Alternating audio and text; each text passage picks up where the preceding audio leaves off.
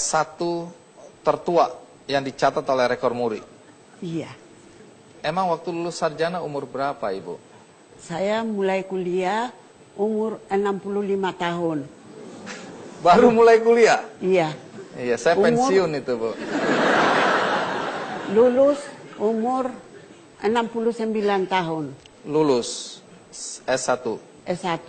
Baik. Menarik karena kemudian mencatat rekor lagi ketika Ibu melanjutkan sekolah atau kuliah lagi, ambil S2. Saya langsung kuliah di umur 69 tahun, lulus umur 73 tahun, S2.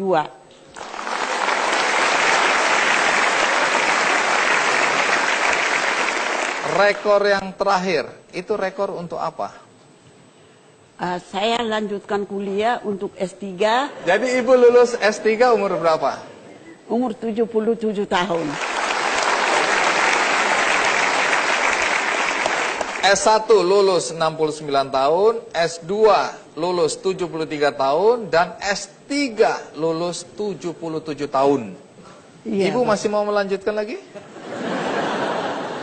Ya, S3 biasanya profesor itu pemberian daripada itu perguruan-perguruan.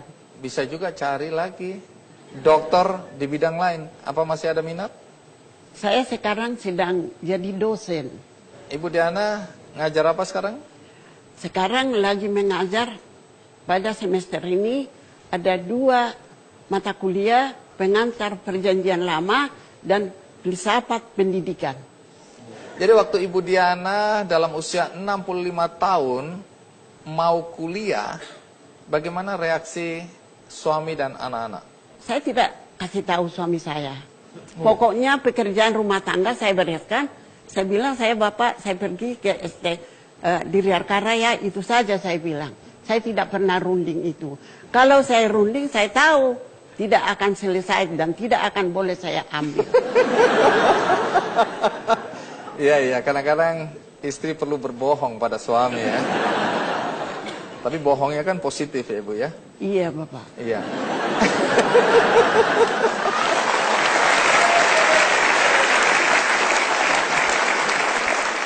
Pasti kan satu saat ketahuan juga. Waktu ketahuan bagaimana reaksi? Begini, saya pintar juga mengambil hati suami. Pak, Suami ada di sini atau tidak? Oh, di Papua ya? Saya bilang, tolong antar saya, Pak. Kemana? Ke Diriarkara.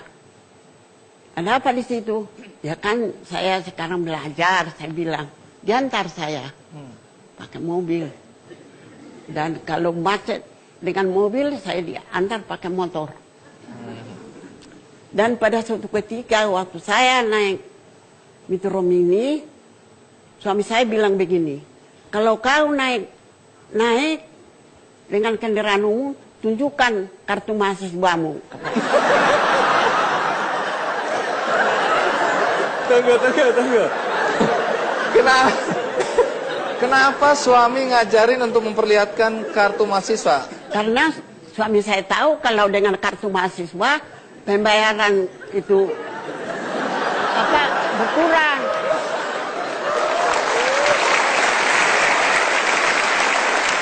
Oh iya, kalau tunjuk mahasiswa jadi murah ongkos busnya. Ibu akhirnya lakukan saya tunjukkan. Lalu kondektur lihat muka saya, dia mencengut. Saya kasih 500, seharusnya 1.000. Terus reaksi kondektur gimana? Waktu saya turun di Kuitang, dia bilang apa? Hati-hati ya, Dek.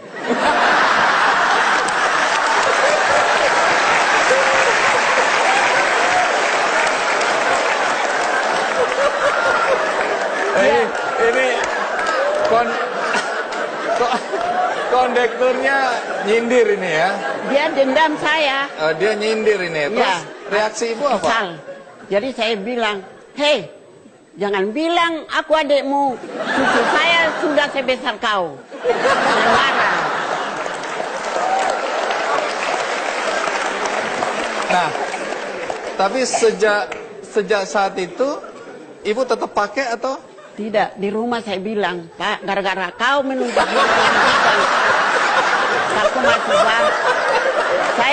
dengan kondektur.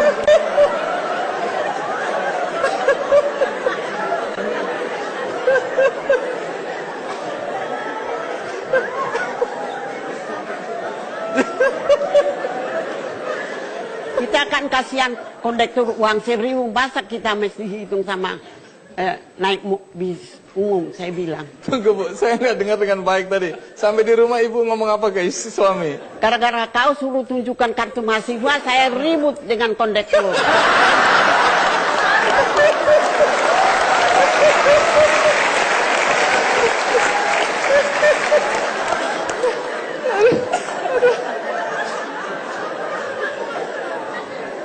Tunggu dulu, sakit perut.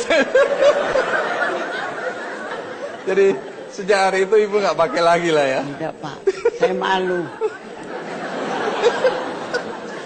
Karena selama jalan saya melotot saja kondektur itu sama saya. Dia lihat kartu mahasiswa, dia lihat Ibu, dia bilang, Iya, bingung lah dia ya. seolah-olah bohong. Gara-gara uang. Iya, iya. Ada waktu masuk kuliah pertama kali kan teman-teman Ibu Diana kan seumur cucu atau seumur anak Iya, begitu. seumur Reaksi cucu. mereka melihat ada mahasiswa Seolah-olah saya itu untuk apa di tengah-tengah itu di pekarangan di Diarkara. Jadi masuklah ke dalam. Waktu sesudah beberapa hari ada yang bilang mahasiswa dari belakang saya, uban ibu bertambah banyak.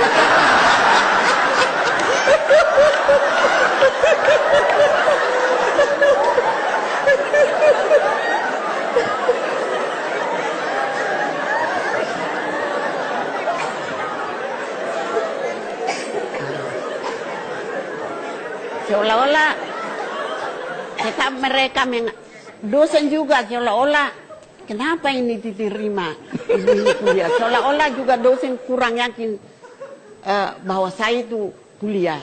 Tetapi waktu UTS seorang dosen profesor memanggil saya ke depan, yang lain tidak dipanggil.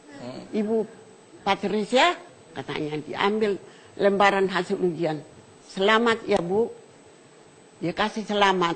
Rupanya saya dapat 87,5.